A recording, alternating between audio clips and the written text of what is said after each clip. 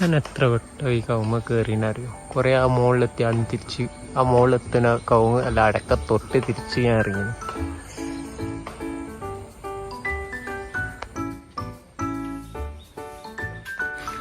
ഇത് മിസ്സാവുന്നത് നമ്മൾ അവിടുന്ന് പൈസ കൊടുത്ത് വാങ്ങണം ഈ സാധനത്തിന്. ഇവിടെ എത്തിയപ്പോൾ വെറുതെ വേണ്ടപ്പോൾ എറിയാനോ വേണ്ട സമയത്ത് പറിച്ച് കറിയിലിടാം, അത് ഫ്രിഡ്ജ് വെക്കലാം കേടാൻ വിചാരിച്ചിട്ട്.